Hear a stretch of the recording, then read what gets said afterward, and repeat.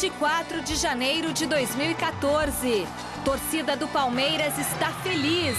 Verdão vence no futebol e no basquete. E de presente para o centenário, diretoria anuncia reforço de Bruno César.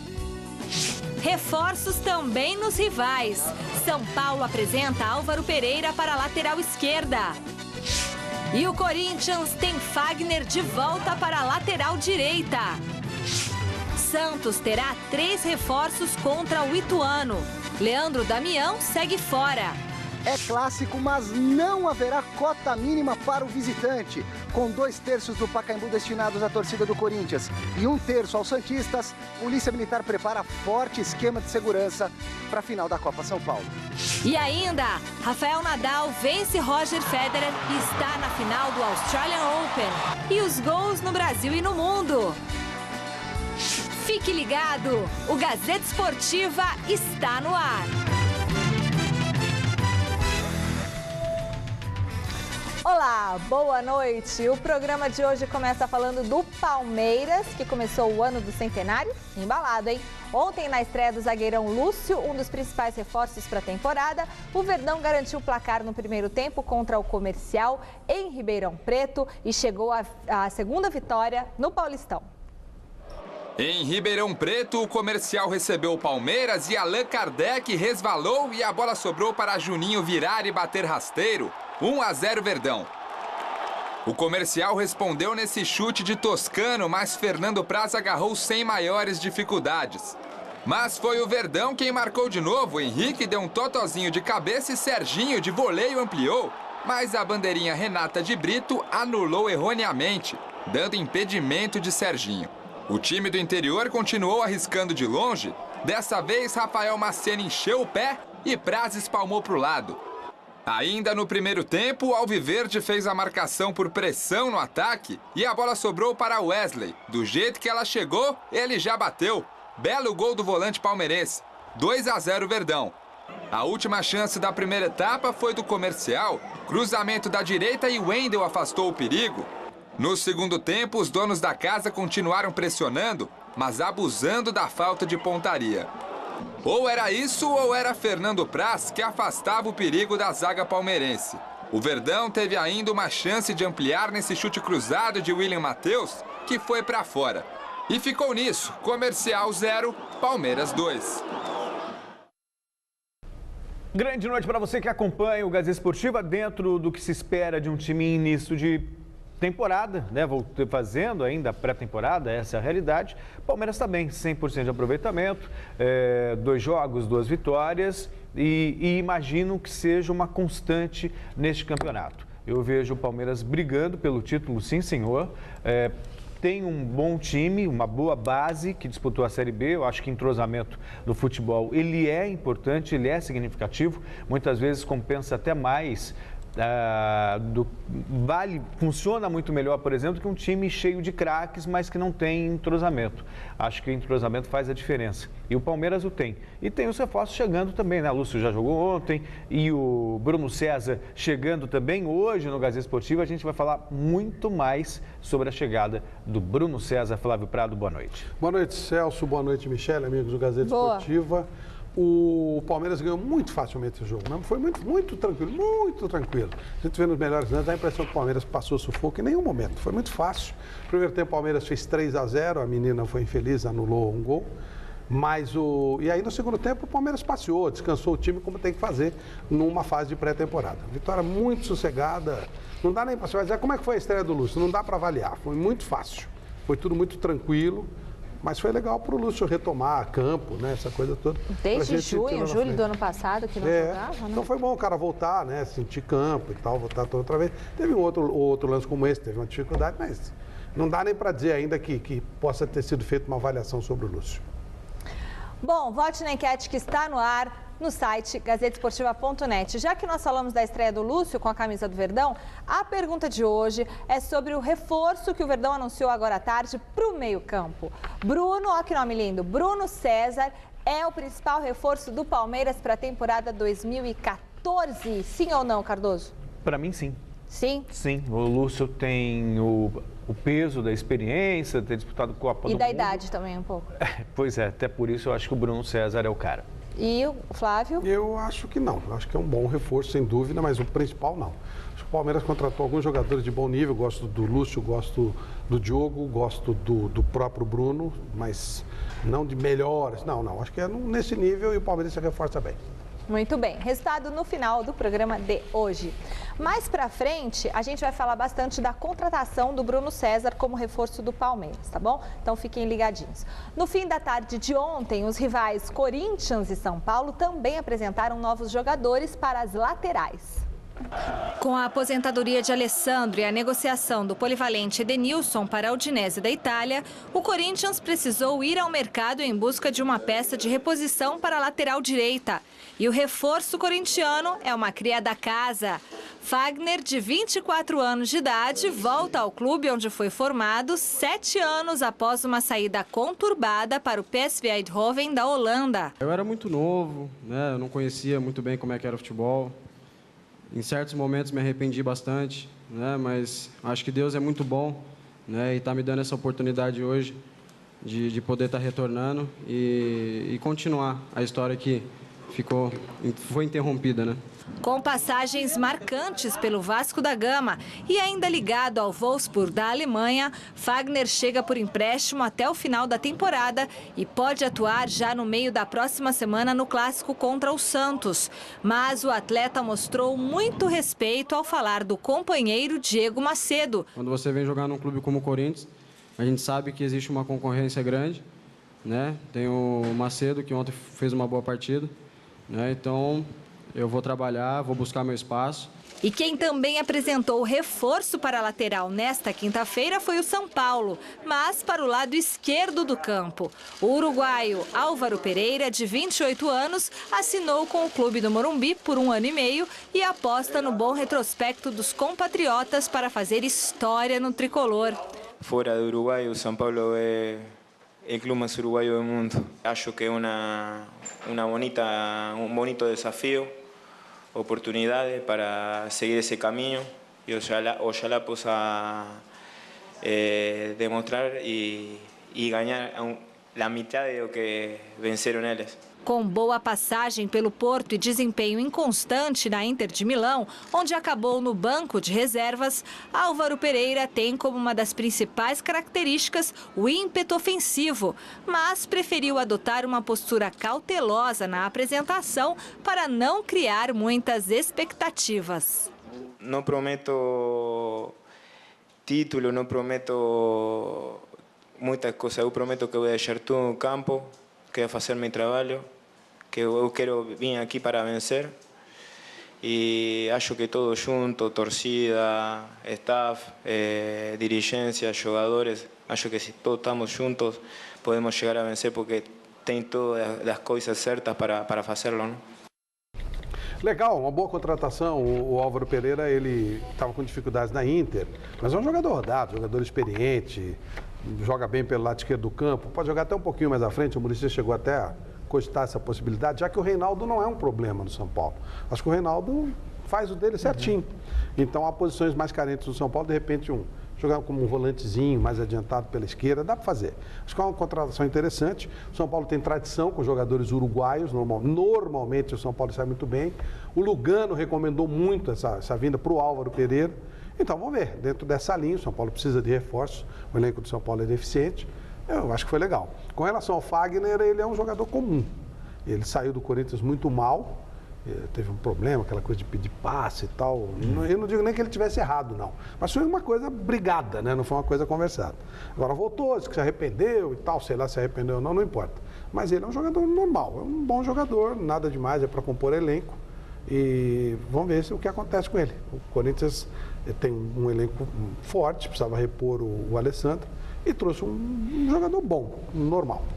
É que quando a gente pensa em jogador bom para lateral direita bom já é mais do que o suficiente, porque a gente tem uma carência tão grande nas laterais, especialmente no lado direito, que é muito grande. Tanto que a gente teve o Belletti um bom tempo ali improvisado, o próprio Corinthians com o Edenilson improvisado, era jogador de meio campo de origem. Quer dizer, a base não tem conseguido formar bons laterais, especialmente pelo lado direito. Isso não é um mal só do Corinthians, não.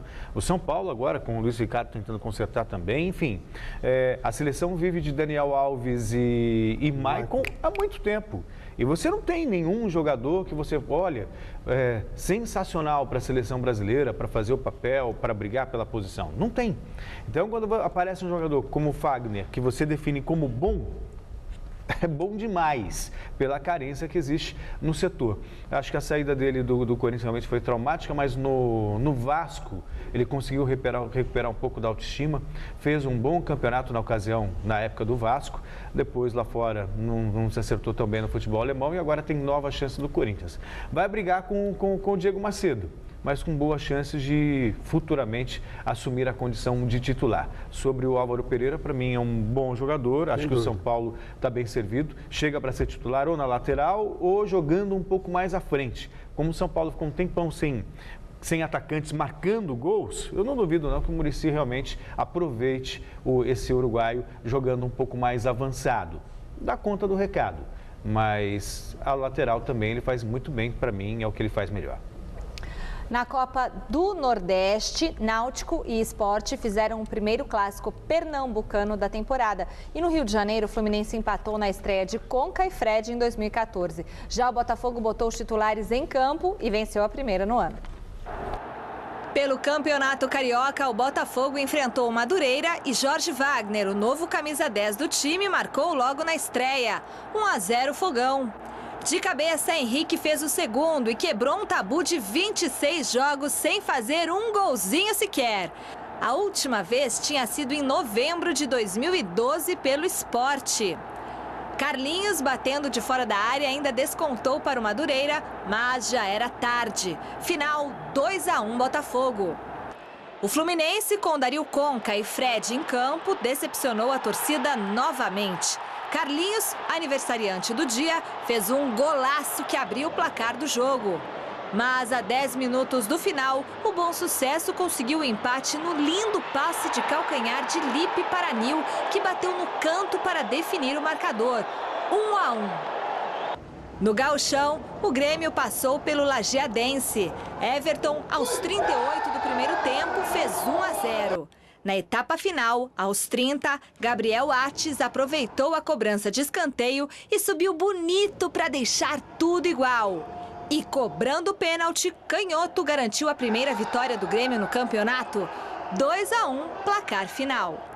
Na Copa do Nordeste, no clássico entre Sport e Náutico, melhor para o Timbu, que venceu o jogo por 1-0, gol de Zé Mário. Há quase uma década, o Náutico não derrotava o Leão na Ilha do Retiro.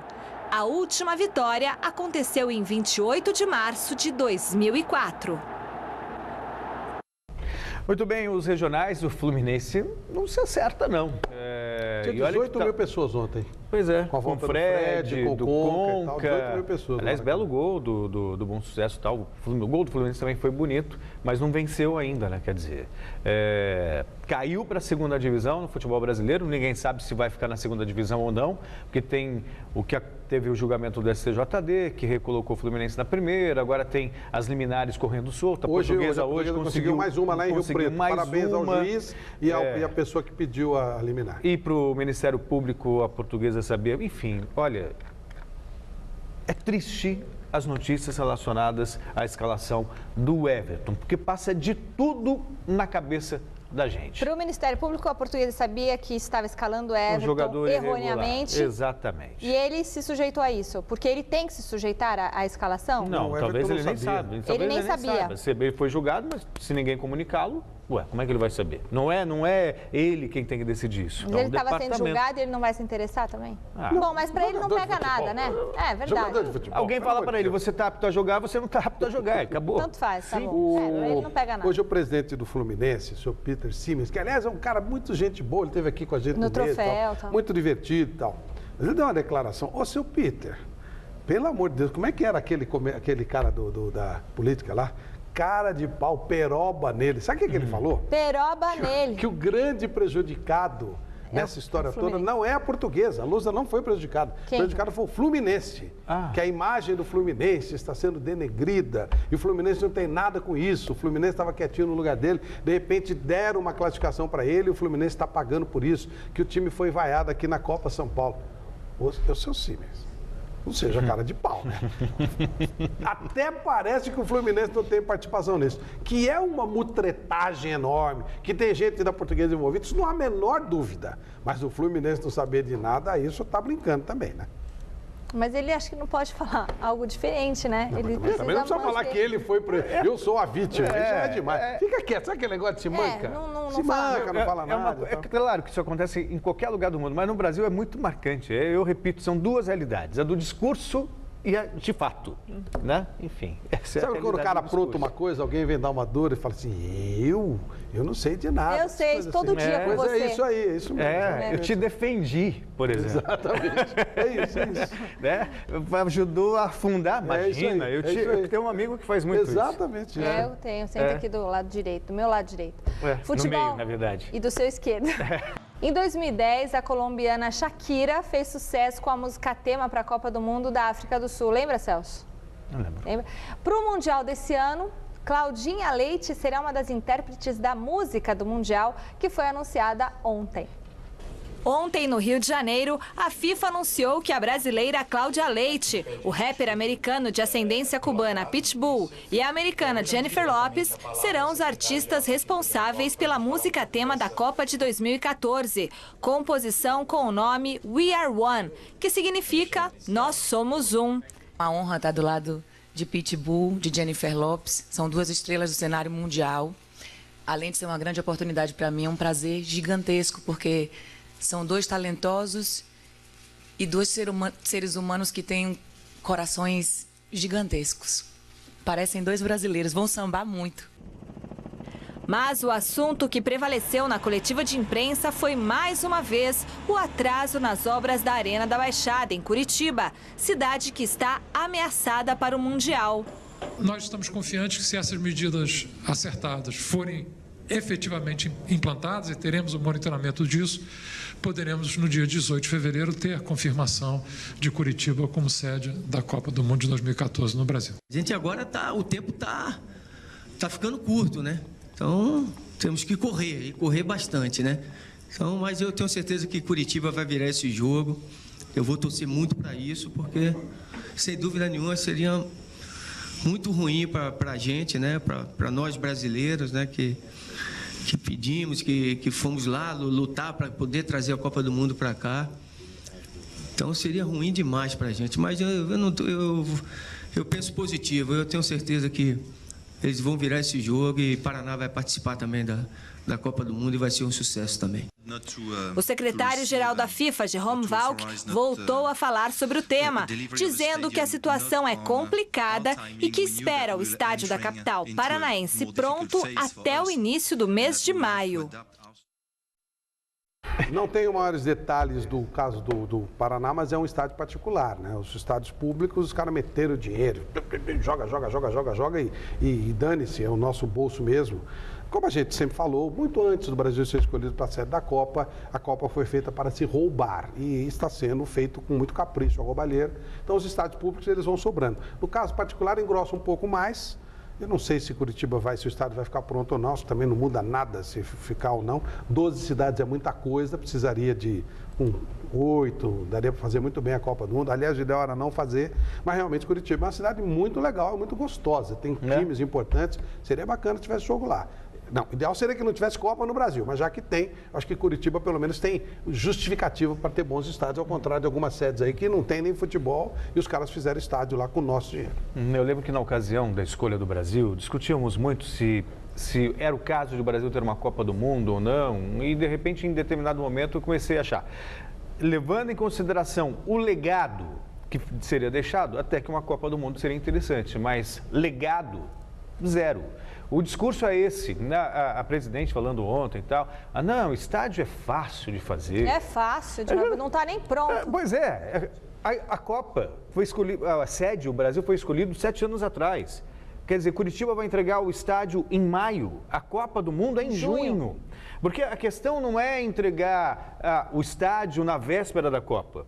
É que são necessários testes, você precisa ver se o que vai ser entregue é seguro, porque você fazer tudo rapidamente, você sabe que você corre o risco de quebrar alguns protocolos importantes no sentido de segurança.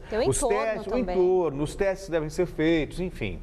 Para inglês ver, a Copa do Mundo talvez realmente seja bonita, mas eu vou continuar batendo nessa tecla. O legado, porque é muito dinheiro público envolvido.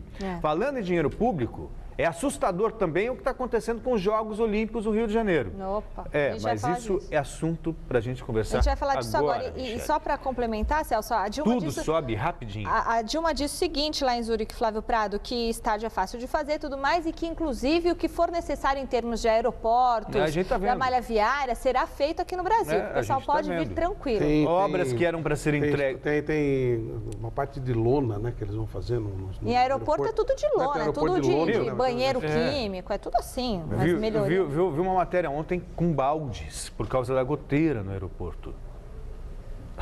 Meu Deus do céu. Bom, em alguns meses o Brasil vai viver a euforia de uma Copa do Mundo, mas assim que o juiz apitar a final do torneio no dia 13 de julho, a final é no dia 13 de julho, né? Começa em junho. A final lá no 13 de julho no Maracanã, quando ele apitar, os olhos dos amantes do esporte já vão se voltar para outro grande evento que será sediado em terras tupiniquins, a Olimpíada do Rio de Janeiro, em 2016. E os gastos serão grandes. Um novo orçamento para a realização dos Jogos foi divulgado ontem pelo comitê organizador, com um aumento de 27% em relação ao anterior.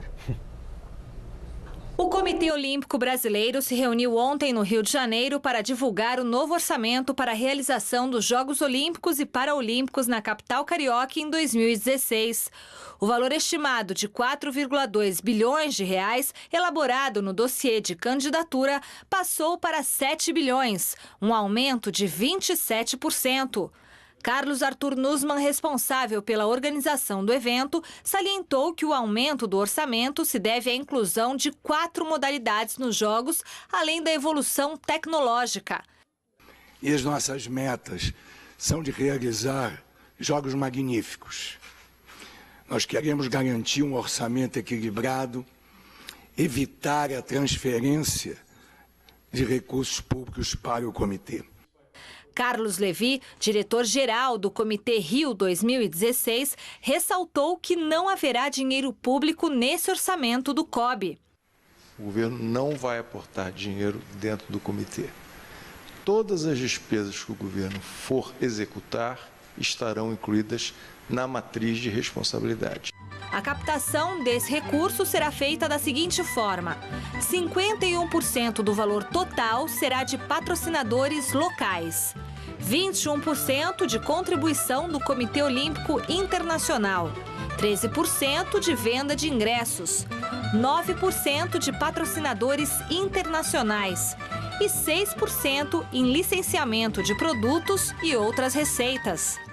Esse valor de 7 bilhões de reais, no entanto, não é o montante total dos gastos no evento, já que não estão inclusos os débitos decorrentes das obras de instalações esportivas e infraestrutura da cidade, pois são de responsabilidade da Autoridade Pública Olímpica, que divulgará na próxima terça-feira um orçamento.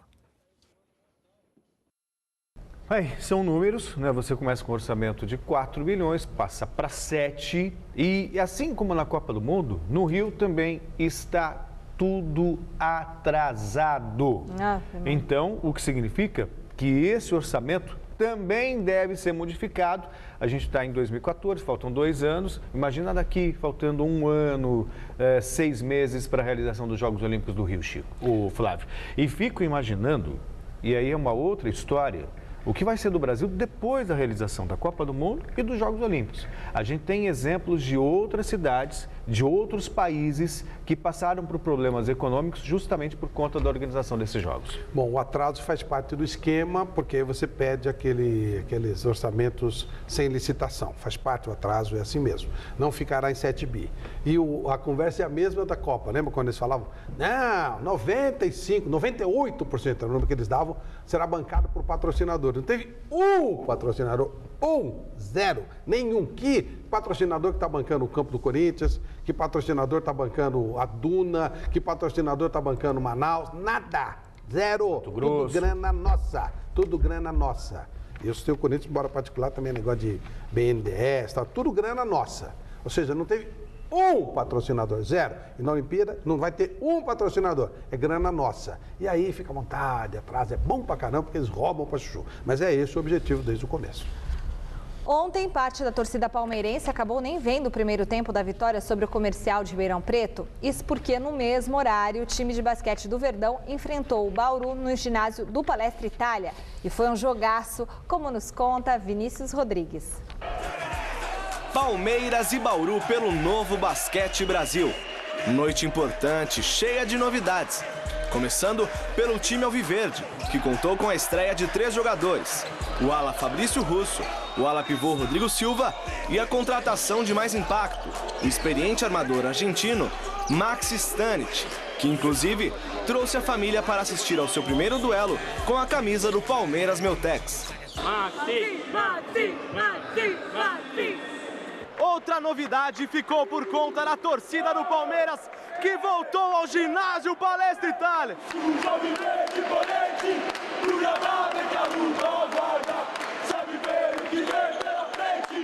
É que na última partida o Verdão jogou com portões fechados na vitória sobre o São José. Agora o ginásio volta a lotar para empurrar o time da casa. Eles são o sexto jogador, eles cantam, eles vibram e empurram nosso time. E aqui dentro do Palmeiras, essa mentalidade, com o apoio deles, tentar não perder para conseguir uma vaga quanto mais alto possível para o playoff.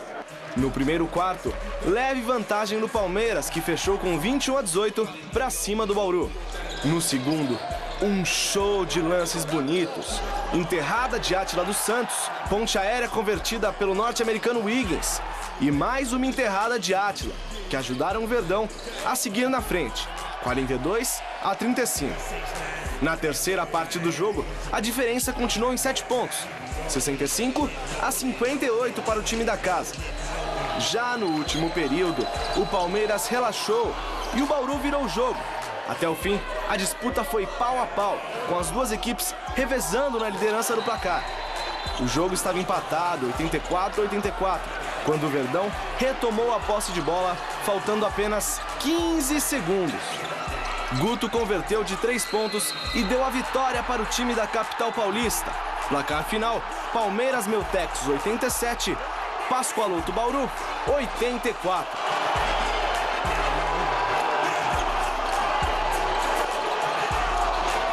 Qual a emoção de fazer esse ponto aqui? A importância da torcida também estar perto. Queria que você falasse a emoção nesse momento. Cara, é uma emoção tão grande, não tem explicação. Com a torcida dessa aí gritando nosso nome. Mas a gente não ganhou na última sexta. A gente ganhou na bola que a gente roubou aqui. Consequentemente, aconteceu essa última sexta aí. Só queria agradecer a essa equipe aí que tá maravilhosa. O Betão que chegou aí, arrumou tudo. Valeu mesmo. A arbitragem interferiu diretamente no resultado final? Bom, nós vamos analisar, vamos editar e vamos passar para a Liga, que tem um canal para mostrar. Na minha opinião, antes de ver o tape, foi nitidamente que jogou a bola, bateu no cara do Palmeiras e voltou. O árbitro 2 e o árbitro 3º não tem nível para apitar esse jogo. Então, e o árbitro número 1, o Serpa, devia ter assumido o jogo, na minha opinião. Agora, o Palmeiras teve mérito, nós tivemos mérito, as duas equipes poderiam sair com a vitória, mas não decidir dessa forma no lance da arbitragem.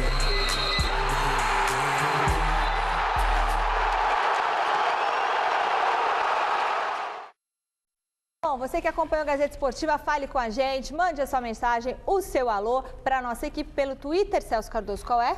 O Twitter do Gazeta Esportiva é Gaz Esportiva. @Gaz Esportiva. E o nosso canal no YouTube, youtube.com/agazetaesportiva.tv. E no Facebook, a página facebook.com/gesportivanet. Abraços para o Carlos Alexandre Queiroz, lá de São Sebastião do Paraíso, interior de Minas Gerais. para o Diogo Silveira, que assistiu o nosso primeiro Hangout no Google Plus hoje, às 1h30 da tarde. Gostei bastante. Foi legal, bem né? Legal, foi muito bacana. Legal.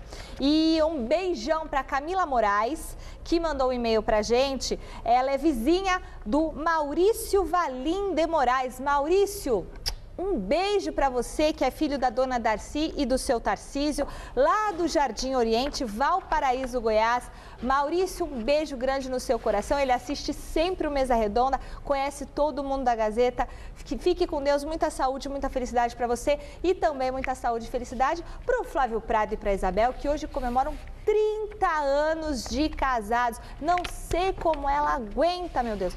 Parabéns, Flávio Prado. Parabéns para Santa Isabel, maravilhosa. Isabel é uma pessoa realmente abençoada. Ela está de parabéns e você também por ter casado com uma pessoa tão maravilhosa. Obrigado. Domingo. Não sei se é elogio, não, mas tudo bem. Obrigado pela parte que me toca. Mas ela realmente tem... Muito amor. Muito amor por esse homem, porque não é fácil. Você vê, eu só te defendo. Domingo, a partir das 9h30 da noite, tem Mesa Redonda Futebol Debate com tudo sobre a decisão da Copa São Paulo entre Santos e Corinthians e a terceira rodada do Campeonato Paulista. Estarão aqui conosco o novo diretor de futebol do Coringão, Ronaldo Ximenes, o meia atacante Mazinho, do Palmeiras, também conhecido como Messi Black, e o técnico de futebol Estevão Soares. É a partir das 9h30 da noite. Imperdível, hein, Flávio? Imperdível, vai ser muito legal. Vamos conhecer as novas ideias do Corinthians, o Estevão sempre com coisas bacanas para contar, um técnico importante, e o Mazinho que volta, né? Uma outra esperança bacana para o Palmeiras. É, como você disse, imperdível, Mesa Redonda, 9h30 da noite. Nós vamos querer você participando conosco, mandando seu recadinho, mandando seu vídeo. Tá muito legal mesmo, imperdível.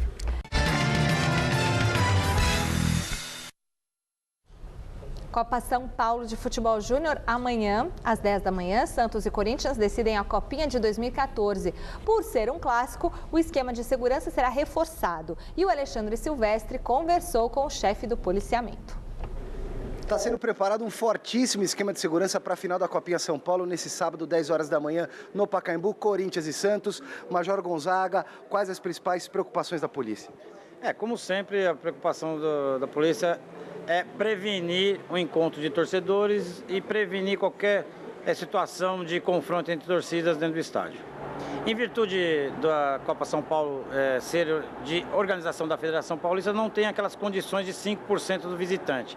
Então, tivemos que propor uma divisão do Pacaembu o mais ideal possível para as duas torcidas, né?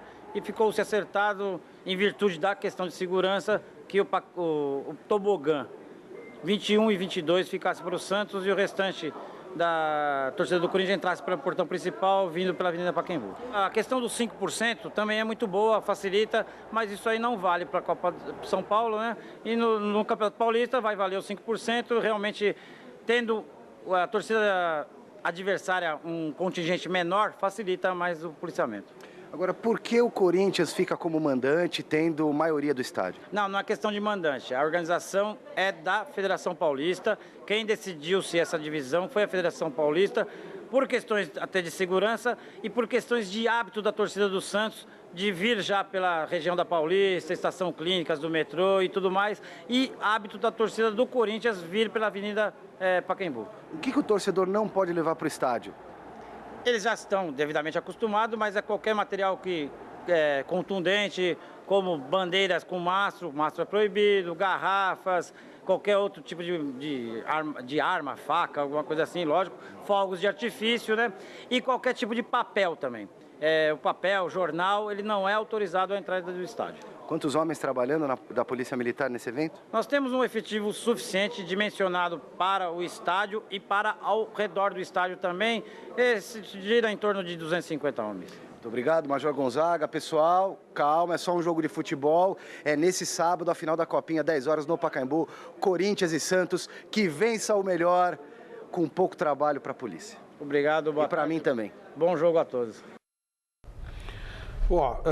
Não foi justo o que foi feito. É claro que a torcida do Corinthians é maior que a do Santos, mas qualquer uma das duas lota facilmente o Pacaembu, óbvio. O Santos já fez isso várias vezes. Então, não entendi o critério, não entendi. Essa coisa de um vem para um lado, outro vem para o outro. Também vem um outro torcedor do Corinthians de metrô, não entendi nada. Copa São Paulo tem antecedentes terríveis de morte. muitos. Aliás, a primeira morte que eu lembro, a primeira vez que a torcida dos uniformizados mostraram o rosto efetivamente, foi numa Taça São Paulo, no campo do Nacional, um jogo São Paulo e Corinthians. 92. Que jogaram uma bomba num rapaz chamado Rodrigo de Gaspar. Nós transmitimos esse jogo aqui ao vivo na Gazeta. Pois é, era o nome, hoje ele é nome de um parque ali na região de Osasco, por ali. Depois teve uma Supercopa São Paulo, onde teve aquela chacina, paulada, não sei o que. Palmeiras e São Paulo. É muito perigoso. É melhor ficar quietinho na sua casa, que dá a impressão que é um jogo inocente, a molecada não tem nada com a história, mas a federação é incompetente, ela não sabe organizar nada, faz porcaria, e a polícia tem os seus limites. Até porque se fizer qualquer coisinha, se jogar um cisquinho no olho, já vai ter que responder para um monte de gente. Então, fica na sua, fica quietinho, vem em casa, ouve no rádio e tal, porque realmente Copa São Paulo é jogo perigoso. Não deveria ser, né? Porque se a gente vai sediar a Copa do Mundo e não souber organizar uma final de campeonato... Pra gente interessa a segurança do nosso telespectador, a organização que se dane, que inclusive, a Federação Paulista de Futebol que não mete respeito. O Santos mandou um desagravo para a Federação Paulista de Futebol, um ofício também, dizendo que a segurança é responsabilidade do Corinthians, tendo em vista que ele vai ser praticamente o mandante do jogo. Então o Santos já tirou o dele da reta. É o futebol brasileiro que não muda, não tem jeito. Vem Copa do Mundo, vai sair Copa do Mundo e tudo segue como está. Campeonato Paulista, olho nos jogos da terceira rodada. Amanhã, às 5 da tarde, o Rio Claro recebe a Penapolense. No mesmo horário, o 15 de Piracicaba enfrenta a Portuguesa. Já às 7h30 da noite, a Ponte Preta tem pela frente o Audax Osasco, enquanto que o Botafogo de Ribeirão joga contra o Paulista. E às 9h, o Corinthians tem encontro com o São Bernardo.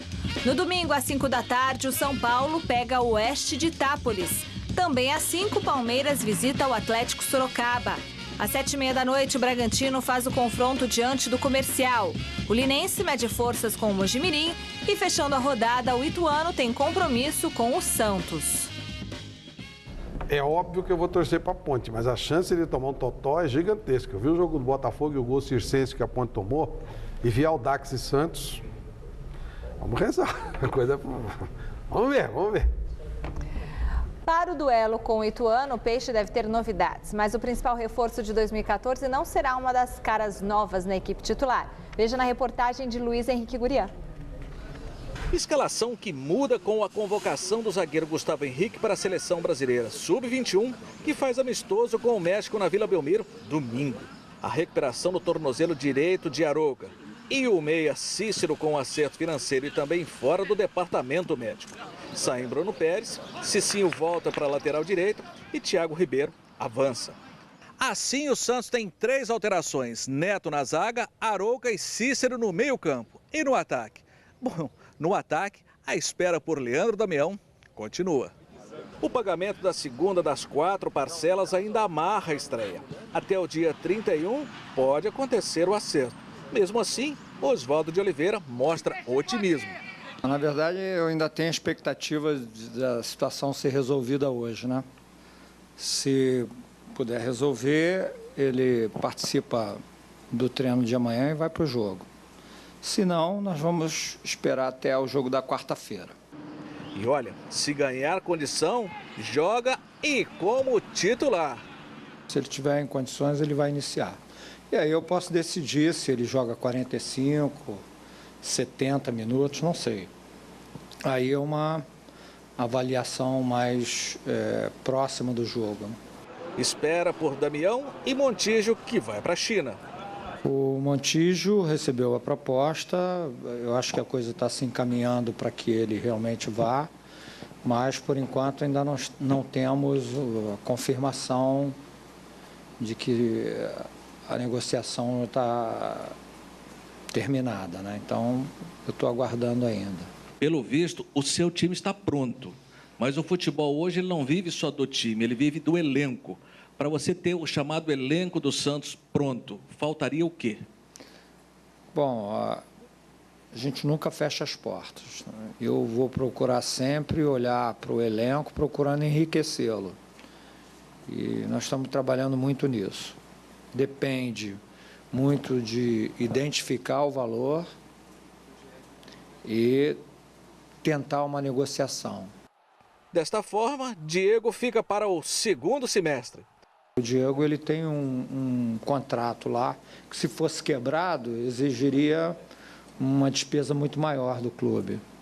E eu acho que no meio do ano, acabando o contrato dele, fica mais viável de se chegar a uma conclusão favorável, né? Então acho que o clube vai preparar isso para concluir no meio do ano.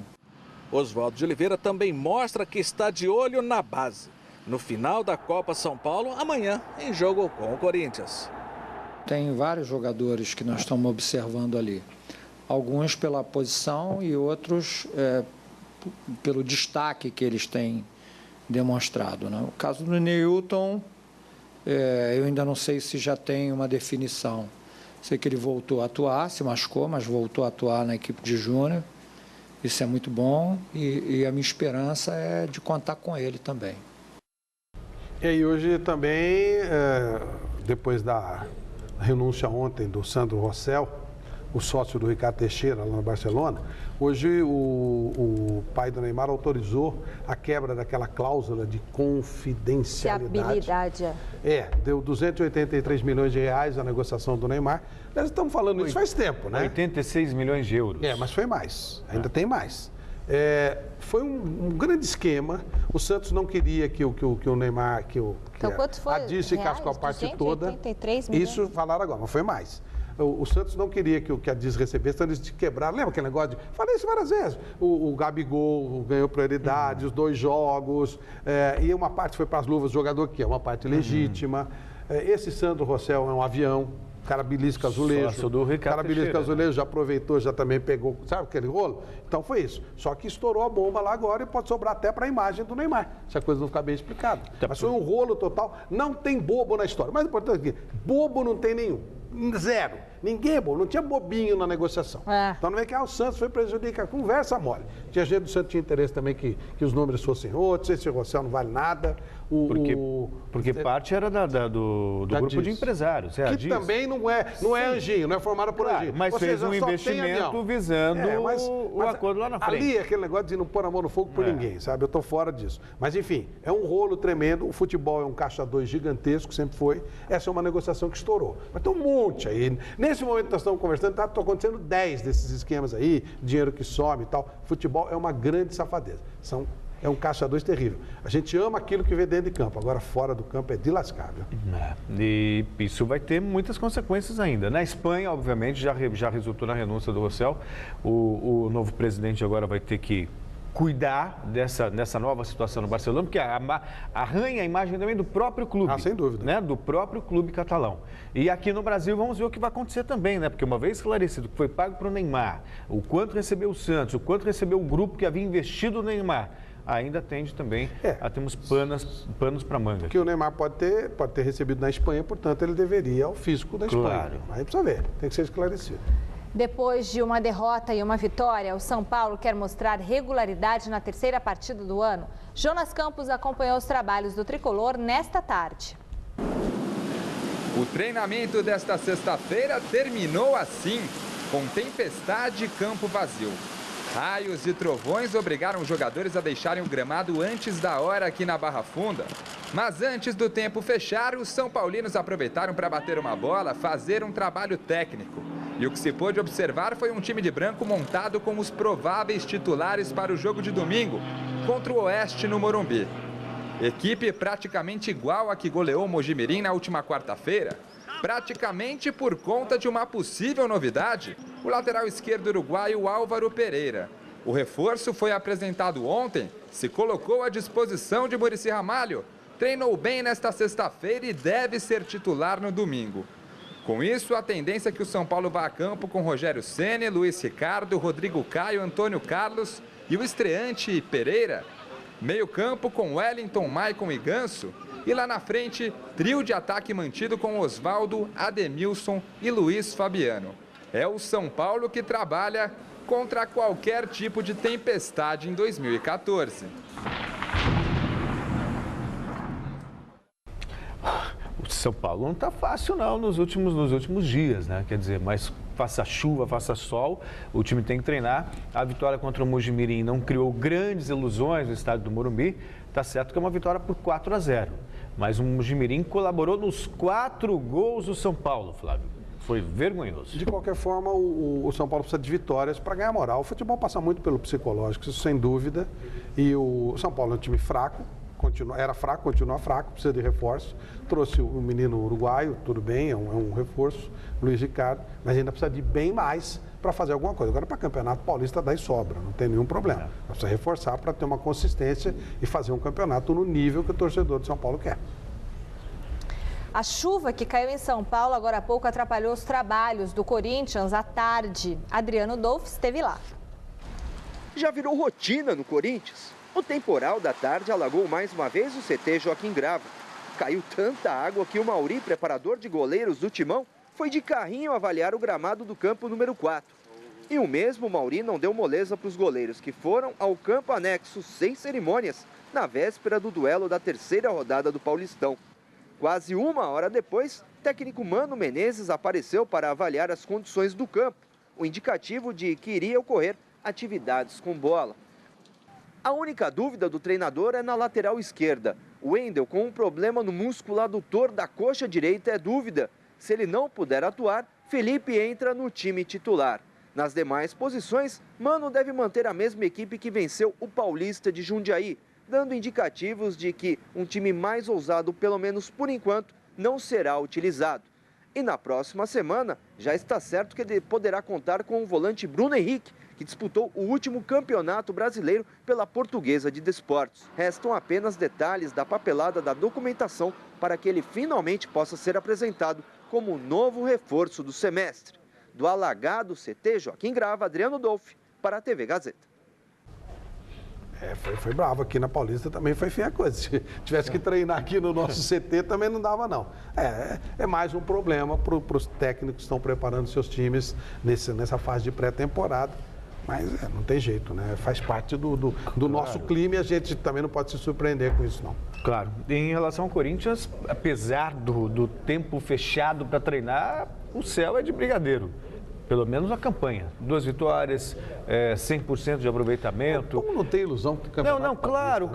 Mas enfim. Por causa dos times, bom, mas não tem referência. Não tem referência, mas não deixa de ser um bom começo. Melhor ganhar, claro. Havia aquela expectativa de como o time ia reagir sob o comando de Mano Menezes, a própria torcida, como... imagina... Campeonato Paulista, a gente fala assim, não tem o seu valor, mas o torcedor já estaria enchendo a paciência do Mano Menezes, tivesse empatado 2, perdido 1, enfim. E o Corinthians, apesar também de não ter essa referência, os adversários não são tudo isso por enquanto, a pré-temporada ainda está em andamento, o time não está podendo render o que se espera dele, mas dá sinais de que vai se fazer uma boa temporada. Pelo menos do ponto de vista tático, o Corinthians está se apresentando bem. Agora chegou outra notícia falando que o Barcelona disse que gastou 86 milhões de euros com o Neymar. Está subindo. Já está subindo, já subiu 29 milhões. Vai chegar nos 105 milhões. Vai chegar. Que é isso, gente? Agora, tem dinheiro que é quente. Aí, lógico, o Neymar recebeu luvas, tem parte honesta e tem uma parte de picaretagem. Não é tudo isso que é picaretagem. Uma parte é que é picaretagem. No Palmeiras, a grande novidade do dia foi o anúncio da contratação do meia Bruno César. Ele ainda não estará em campo no final de semana, mas, por outro lado, Valdívia pode reforçar o Verdão. E o Felipe Esboril tem as novidades quentinhas do Palmeiras. A vitória na noite de ontem fez muito bem ao Palmeiras, que ainda não sabe o que é perder nesta temporada de 2014. Foram 2 jogos e 2 vitórias até o momento. Aos poucos, o técnico Gilson Kleina vai conseguindo colocar um time mais entrosado em campo, já que muitos dos reforços que chegaram ainda não têm condições de jogo. Um que deve fazer a estreia no Andro Centenário no próximo domingo contra o Atlético de Sorocaba é o meio-campo Valdívia. O chileno, desde o início do ano, faz um trabalho todo especial para fortalecer a musculatura e não ter tantas contusões. Pelo menos no banco de reservas ele deve ficar.